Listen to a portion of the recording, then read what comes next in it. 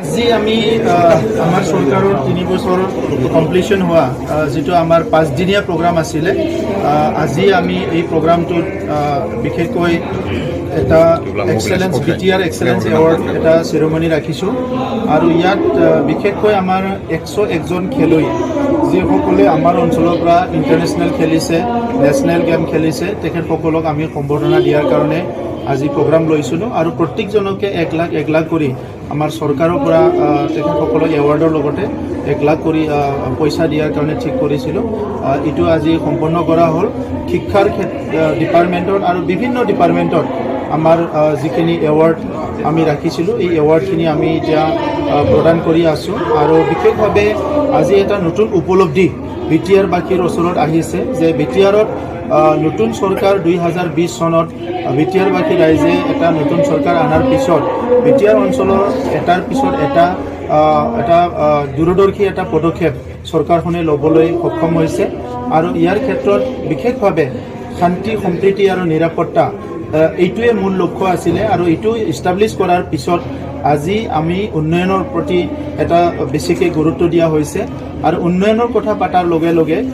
বিভিন্ন বিষয় যিবিলাক মানৱ সম্পদ উন্নয়নৰ লগত জড়িত থাকে মানৱ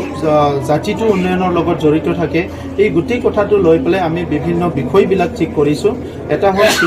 শিক্ষাত আমি KG to PG ছাত্ৰ ছাত্ৰীয়ে যাতে গুণগত শিক্ষা ল'ব পাৰে ইয়াৰ কাৰণে সকলো পৰিৱেশ গঢ়ি উঠাৰ কাৰণে কাম কৰিছোঁ ইনফ্ৰাষ্ট্ৰাকচাৰৰ পৰা লৈ পেলাই শিক্ষকৰ পৰা ট্ৰেইনিঙৰ পৰা লৈ পেলাই সকলো কাম আৰম্ভ কৰিছোঁ অৰ্থনৈতিক উন্নয়নৰ কাৰণে লাইভলিহুড মিছন বিভিন্ন এণ্টাৰপ্ৰিনাৰসকলক আমি ছাপোৰ্ট কৰা আমাৰ অঞ্চলত বেংক যিবিলাকত বেংক নাই নন বেংকিং এৰিয়াবিলাকত আমি বেংক স্থাপন কৰা ফাইনেন্সিয়েল ইনক্লুজনৰ কাম কৰা ফাইনেন্সিয়েল লিটাৰেচিৰ কাৰণে জনসাধাৰণৰ মাজত সজাগতা কৰা বিভিন্ন অনুষ্ঠানৰ দ্বাৰা আৰু আমাৰ উৎপাদনটো বৃদ্ধি কৰা এই গোটেই কথাটো আমি লক্ষ্য ৰাখি কিছুমান কাম আৰম্ভ কৰিছে BTRত ইণ্ডাষ্ট্ৰি পলিচিও আমাৰ হৈ গ'ল এইকাৰণে ৰুৰেল ইণ্ডাষ্ট্ৰি চেণ্টাৰ আমাৰ নিৰ্মাণ কৰাৰ কাৰণে ইতিমধ্যে আমি আগবাঢ়িছোঁ যুৱ যুৱতীসকলৰ কাৰণে খেল আৰু সংস্কৃতি এই দুটা বিষয়টো বহুত গুৰুত্ব দিয়া হৈছে আৰু তেখেতসকলৰ সংস্থাপনটো নজৰ ৰাখি BTR অঞ্চলত যিখিনি চাকৰি পাব সেই চাকৰিখিনি যাতে ভালকৈ পাব পাৰে কোনো ঘোষ নিদিয়াকৈ কোনো কষ্ট নোহোৱাকৈ তেখেতসকলে চাকৰিখিনি পাব পাৰে ইয়াৰ বাহিৰে ৰাষ্ট্ৰীয় পৰ্যায়ত আন্তঃৰাষ্ট্ৰীয় পৰ্যায়ত তেখেতসকলে নিজকে প্ৰতিষ্ঠা কৰাৰ কাৰণে নিজকে নিজৰ যিটো এমপ্লয়মেণ্ট বা নিজৰ যিটো নিয়োজিত কৰাৰ কাৰণে আমি বিভিন্ন ট্ৰেইনিং এৱাৰনেছ স্কিল প্ৰগ্ৰামবিলাক আমি আৰম্ভ কৰিছোঁ গতিকে BTR অঞ্চলৰ 35 লাখ জনসাধাৰণে যি বিশ্বাস যি আস্থা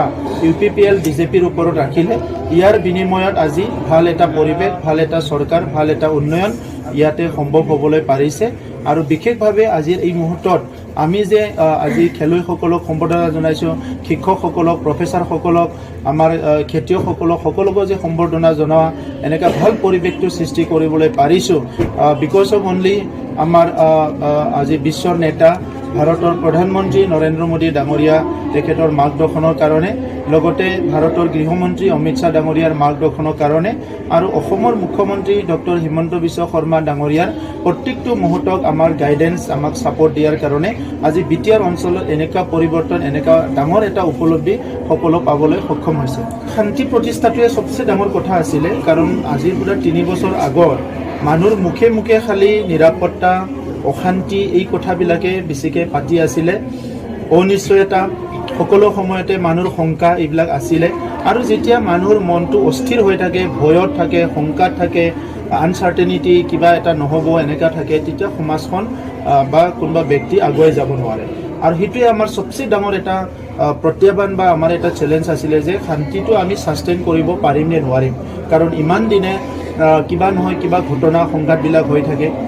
গতিকে আজিৰ সময়ত আমি দেখিবলৈ পালোঁ আমাৰ ভাৰত চৰকাৰ অসম চৰকাৰ আৰু বড়ো সংগ্ৰামী নিখিল বড়ো ছাত্ৰ সন্থা UBPO NDB সকলৰ এই চুক্তি হৈ যোৱাৰ পিছত ইয়াত যে স্থায়ীভাৱে শান্তিটো আহি গ'ল সেইটোৱে সবচে ডাঙৰ সফল বুলি মই ক'ব বিচাৰোঁ সেইটো অকল কোনোবা ব্যক্তি বা কোনোবা সংগঠনৰ নহয় BTR অঞ্চলৰ ৰাইজৰ এটা ডাঙৰ সফলতা BTR অঞ্চলত যিসকলে যুগে যুগে